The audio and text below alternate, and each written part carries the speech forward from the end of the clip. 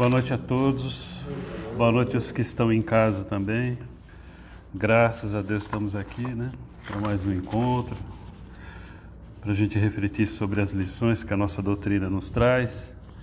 Eu vou começar lendo uma psicografia que a gente recebe aqui na nossa casa, nas nossas reuniões mediúnicas, tá bom? E o título é Libertação. Peço a atenção de todos.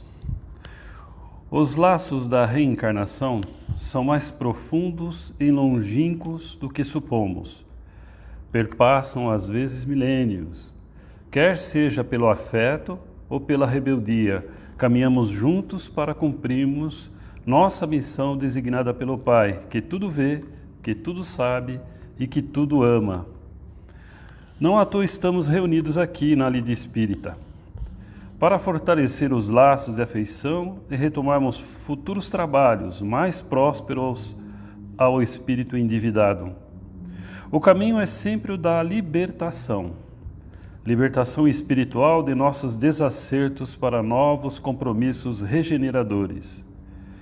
Nenhuma nação terrena se reúne sem uma finalidade maior, viabilizando experiências coletivas de grande alcance espiritual. Tudo e todos estão nos planos de Deus. Nos caminhos trilhados sempre haverá consolo e renovação se o bom senso preponderar a matéria. Se a vida palpita em minúscula flor desconhecida nos precipícios, as nossas são relíquias para o Cristo. Não percam a fé e o bom ânimo. Superem desafios e desavenças e imitem o Mestre, a fim de conseguirem a própria libertação. Essa mensagem ela foi recebida aqui em nossa casa pela Elaine em maio deste ano, tá bom? Eu vou pedir para que todos, por favor, me acompanhem numa rápida oração. Levemos o nosso pensamento a Jesus, meu Redentor, Mestre querido, eu e meus irmãos,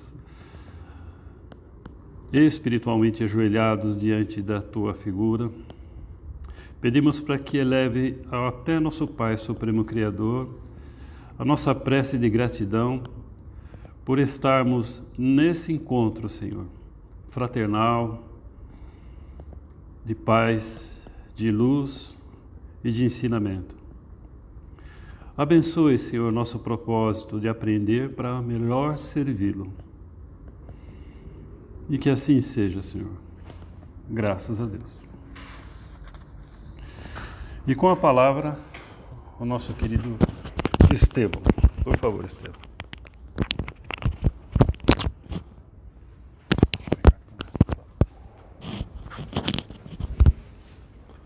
Boa tarde a todos aqui presentes, aqueles que estão assistindo à distância. Provavelmente aqui muito maior número desencarnados do que encarnados.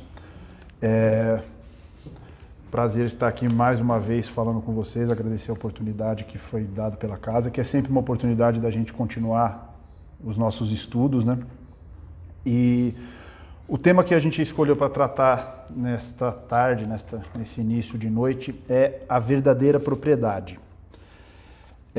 Esse é um capítulo, um título que está dentro do capítulo 16 do Evangelho segundo o Espiritismo. Não se pode servir a Deus e a Mamon. E ele inicia com o tópico a salvação dos ricos. Eu vou ler o trecho do Evangelho. Então, um jovem se aproximou dele, no caso Jesus, e lhe disse: Bom mestre, o que é preciso que eu faça para adquirir a vida eterna? Jesus lhe respondeu: Por que me chamais bom? Só Deus é bom. Se quereis entrar na vida, guardai os mandamentos. E esse jovem perguntou: Quais são esses mandamentos? E Jesus lhe disse: Não matareis, não cometereis adultério, não furtareis, não direis falso testemunho, honrai a vosso pai e a vossa mãe, e amai o vosso próximo como a vós mesmos. E o jovem lhe respondeu: Tenho guardado todos esses mandamentos desde a minha juventude. Que me falta ainda? E Jesus lhe disse: Se quereis ser perfeito, ide, vendei o que tendes e dai-vos aos pobres, e tereis um tesouro no céu. Depois, vinde e me segui. O jovem, ouvindo essas palavras, foi-se embora muito triste, porque ele tinha grandes bens, muitas propriedades. E Jesus disse aos seus discípulos: em verdade vos digo que é bem difícil que um rico entre no reino dos céus. Digo-vos ainda uma vez: é mais fácil um camelo passar pelo buraco de uma agulha do que um rico entrar no reino dos céus.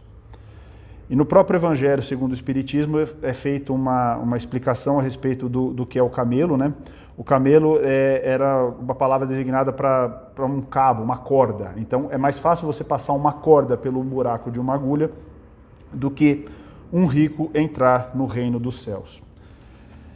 Essa passagem, esse trecho do Evangelho, ele, ao longo dos anos, dos séculos, ele sempre gerou muita discussão, porque, inclusive, gera um incômodo, acho que em praticamente todos nós, porque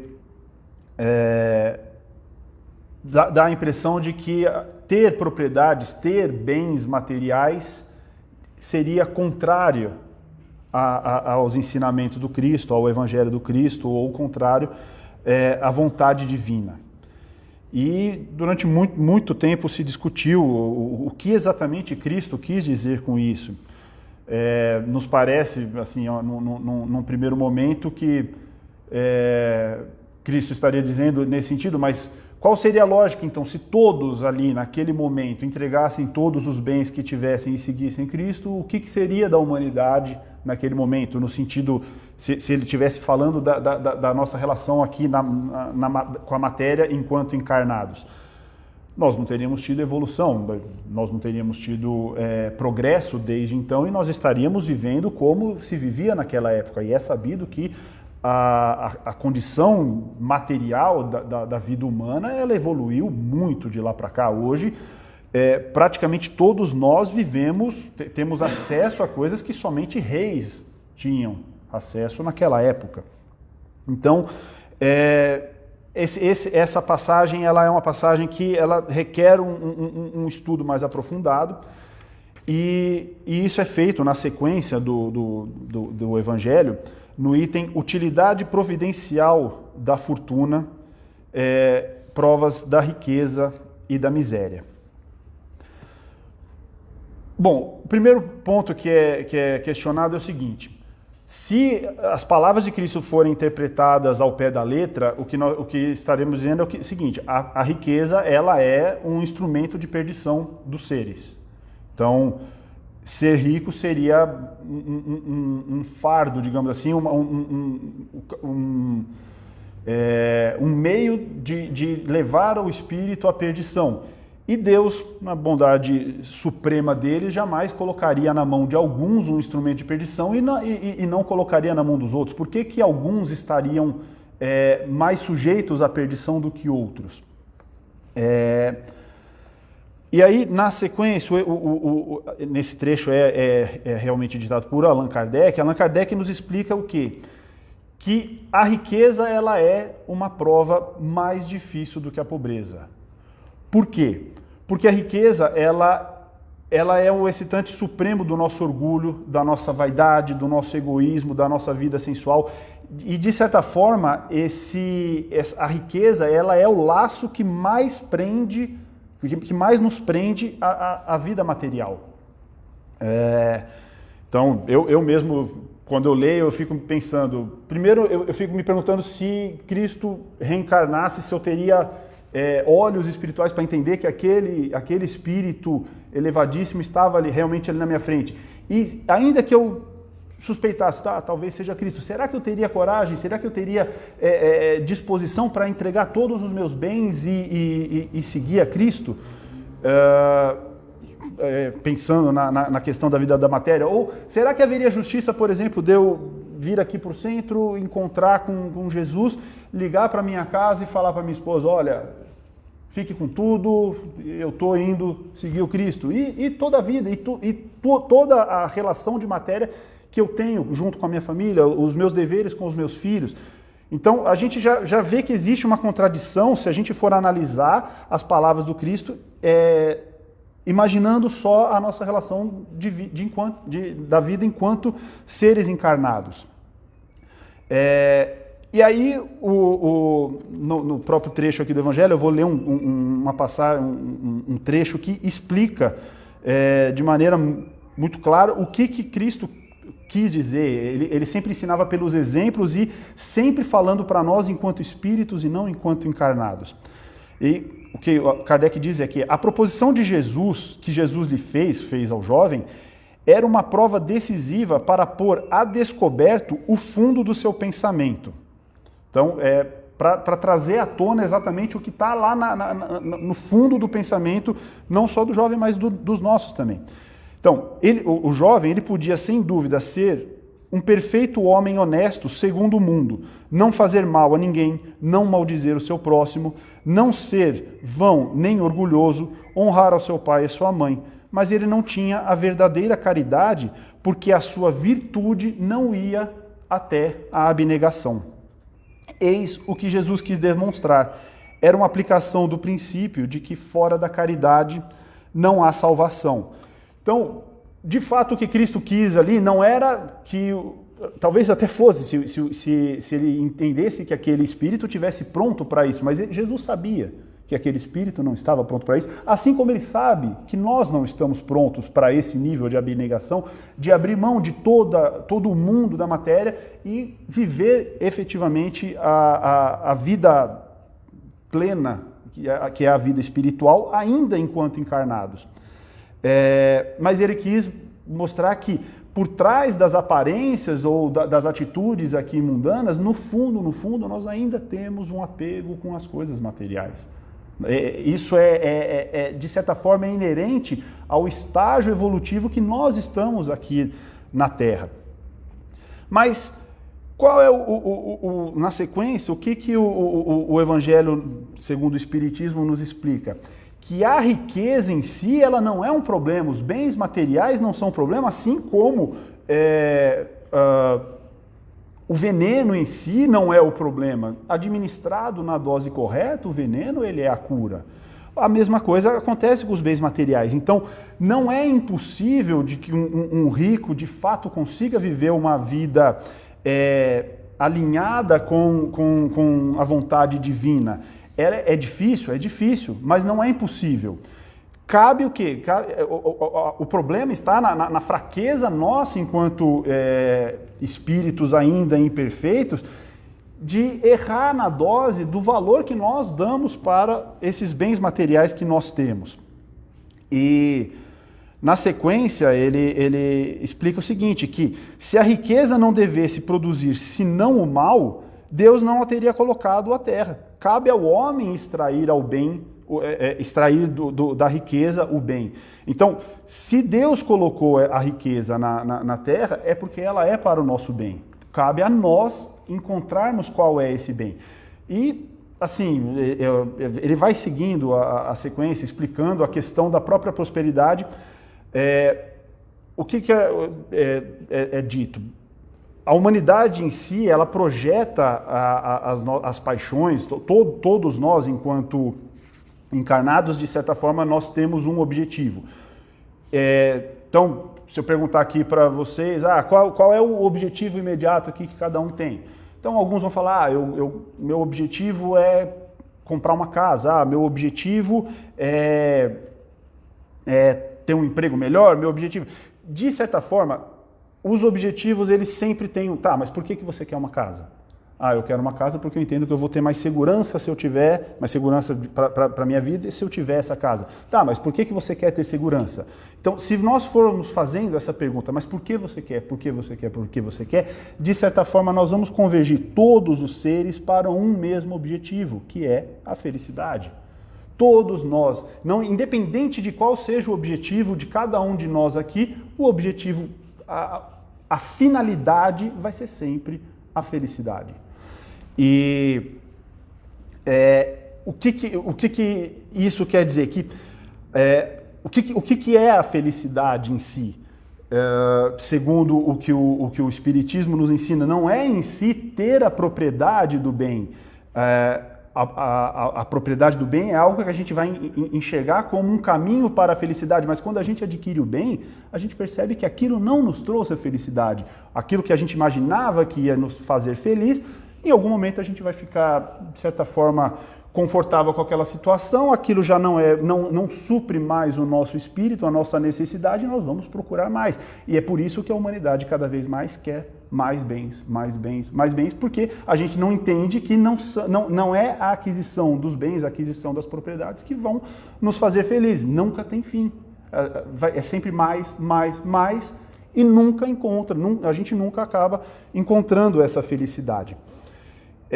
E segundo o que a gente entende aqui pela doutrina espírita, isso já vem até da ética de Aristóteles, lá de muito antes até do próprio Cristo, é que a felicidade ela vai ser obtida pela mente, pelo comportamento do espírito que consegue extrair a plenitude da capacidade humana na prática das virtudes.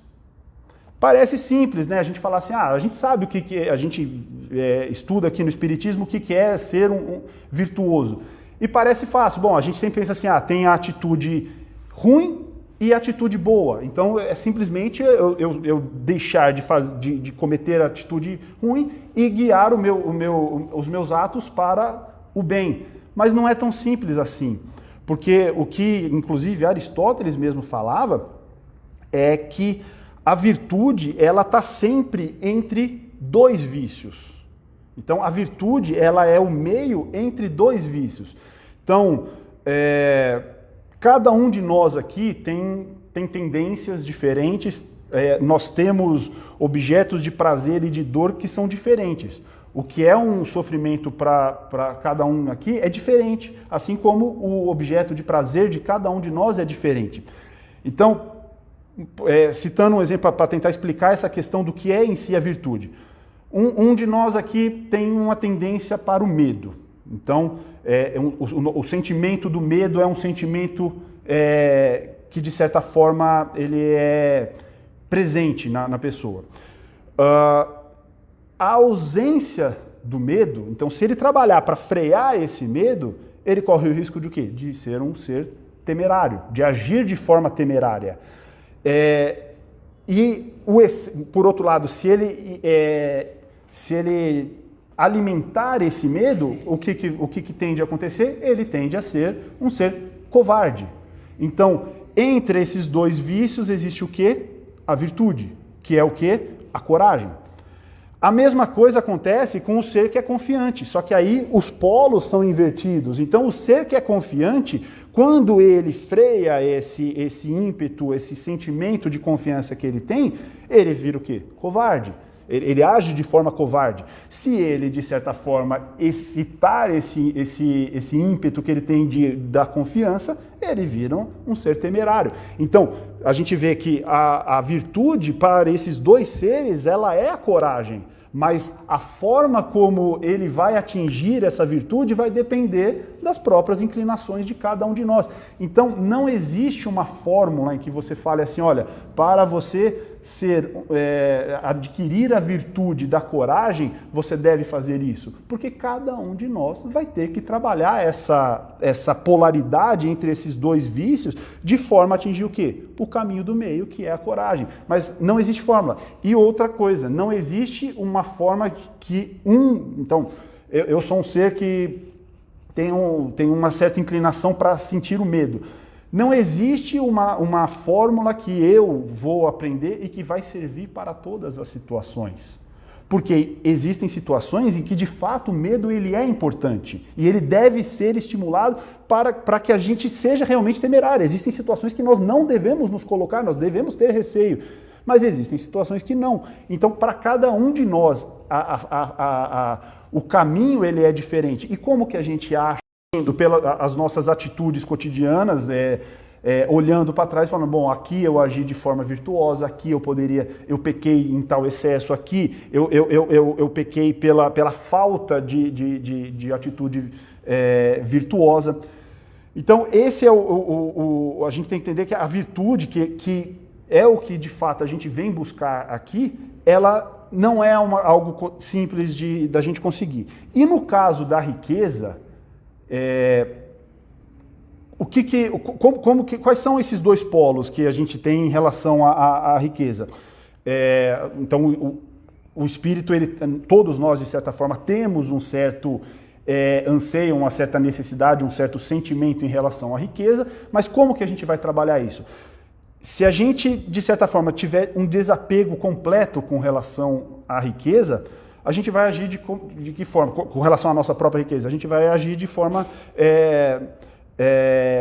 com prodigalidade, a gente vai, de certa forma, dispor dessa nossa riqueza de uma maneira, às vezes, não tão efetiva. Então, é mais ou menos aquele exemplo do pai que dá tudo que o filho quer. Então, você tem a riqueza e você distribui de forma indiscriminada, sem perceber a consequência. Você está causando um certo dano.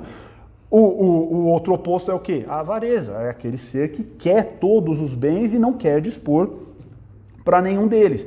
E como que, mais uma vez, o que seria, de certa forma, a virtude? A gente vai ter que praticar. Em cada situação, a gente vai ter que entender aonde que os bens materiais vão entrar. Existem situações que a gente realmente tem que dispor desse nosso patrimônio. Existem situações que a gente tem que ser mais providente e fazer a acumulação desse patrimônio sempre visando um fim útil. E aí, dito isso, chega o capítulo vai seguindo e ele chega na parte das instruções dos espíritos. E tem uma mensagem muito, muito bonita, ela é uma mensagem curta, são só 2 parágrafos, é assinada por Pascal, né, Blaise Pascal, um matemático, e ela é denominada a verdadeira propriedade. E o que são as instruções dos espíritos? É a dica, é a forma como os espíritos entendem que nós conseguiríamos colocar o evangelho em prática efetivamente na nossa vida. E qual é a primeira frase desse trecho da verdadeira propriedade? Ela é muito profunda. Ele fala: o homem não possui de seu senão o que pode levar do mundo. Então, e disso a gente não precisa nem acreditar na vida futura. Uma pessoa que se diga ateu, ela pode entender isso da mesma forma. Nós sabemos, ninguém leva os bens quando desencarna. Assim como ninguém traz de onde quer que tenha vindo, se a pessoa acredita que existe uma vida antes do nascimento, ninguém nasce com nada. Então, a gente nasce sem nada e a gente vai embora sem nada desses bens materiais. Então, as propriedades materiais, se a gente for pensar no conceito de propriedade mesmo, que é o direito de usar, de fruir, de dispor, e é um direito oponível contra todos. Nenhum ser, teoricamente, pode querer tomar uma propriedade que é minha. Esse é o conceito da propriedade.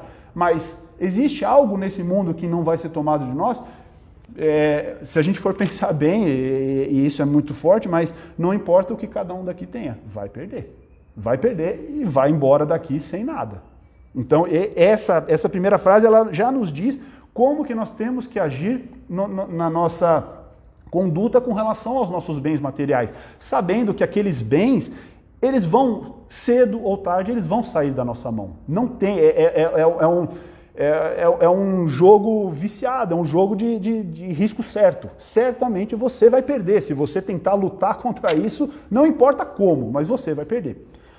E na sequência ele diz o quê? Que o que encontra ao chegar na terra e o que deixa ao partir, goza durante a sua permanência na terra.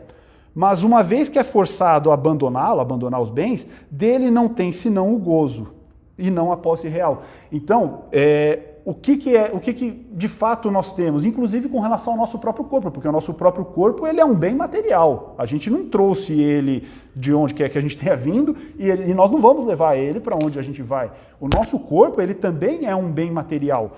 E o que ele está dizendo é que nós não somos donos.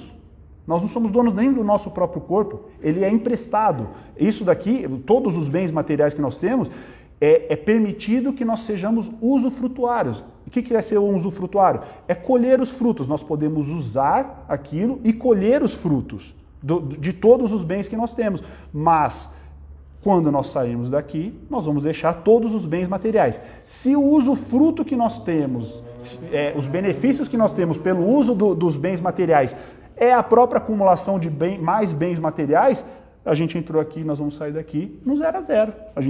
Se a gente só adquiriu bens materiais em função dos nossos próprios bens, digamos o ganho, é como se fosse um aluguel.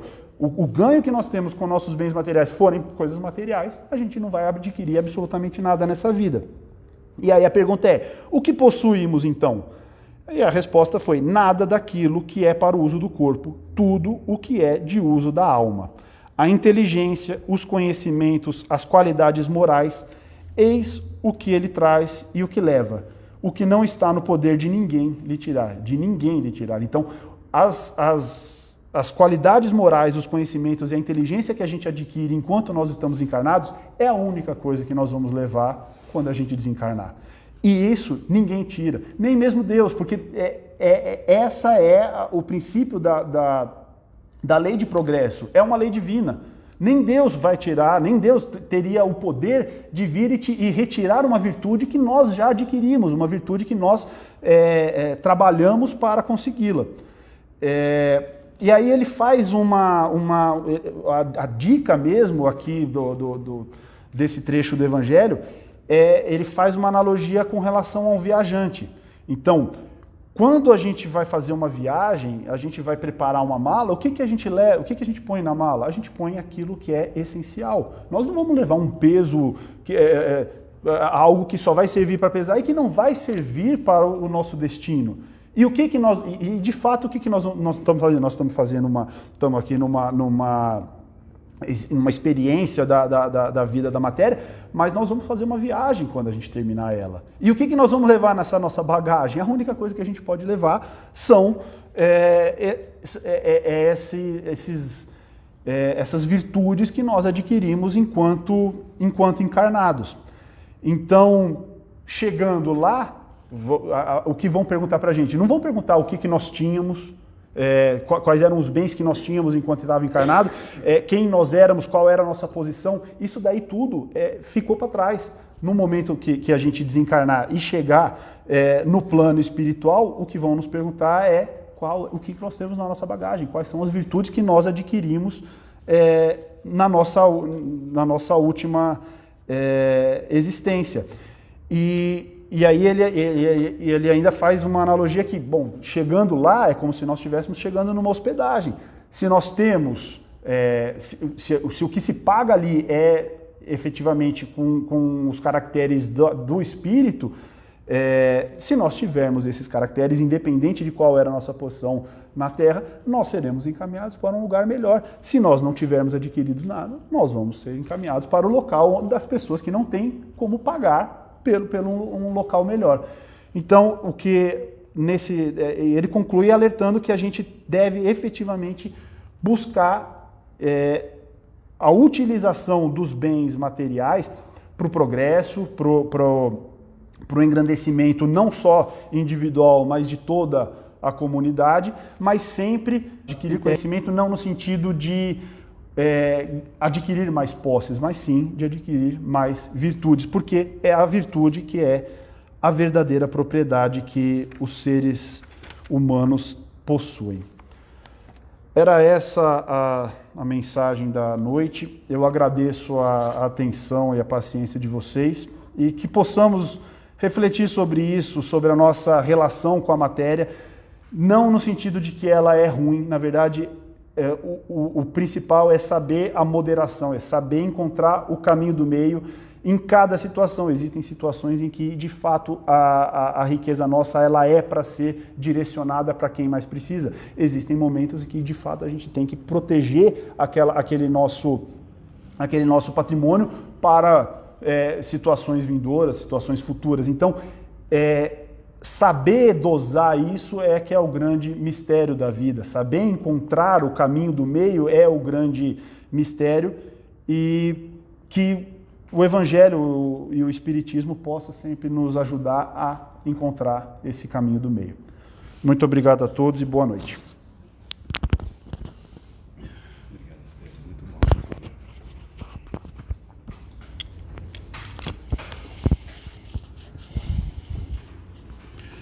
Uma vez mais, eu peço a todos que me acompanhem nessa rápida oração, em prece de agradecimento pela palestra, pelos ensinamentos. Senhor Jesus, grande mestre das nossas vidas, grande médico das nossas almas, uma vez mais, eu e meus irmãos aqui presentes, os que estão também em casa, agradecemos a Deus através de Ti por tantas bênçãos, Senhor. Te agradecemos por esse nosso corpo físico, este instrumento, esse veículo que nos permite a interatividade nessa encarnação. Te agradecemos pelo conjunto dos nossos amigos, dos nossos familiares que nos perdoam, nos aceitam como somos, que endossam a nossa existência. Te agradecemos pelo nosso trabalho, que garante o nosso sustento, por esta casa, que nos garante uma importante frente de serviço no bem e de ensinamentos que são ferramentas para melhor interagirmos conosco e com a vida. Enfim, por tudo te agradecemos, meu Senhor. Ousamos apenas te pedir, Senhor, para que esse amor com que o Senhor nos abraça e nos envolve neste momento, com esta paz que o Senhor nos brinde, que ela alcance a todas as pessoas que convivem conosco, onde quer que elas se encontrem, que elas possam ver através dos nossos pensamentos, palavras e atitudes que o Senhor habita dentro de nós. Te pedir para que essa misericórdia também que o Senhor nos alcance a todas as pessoas que estão sofrendo neste momento, onde quer que haja, Senhor, um dependente químico, um irmão nosso que esteja hospitalizado, um irmão nosso que esteja em sofrimento intenso, que ele possa nesse momento, Senhor, sentir o teu acolhimento, a tua paz e o teu amor. E nos dispense, Senhor, em tua paz e abençoe as atividades que se seguem a partir de agora. Graças a Deus.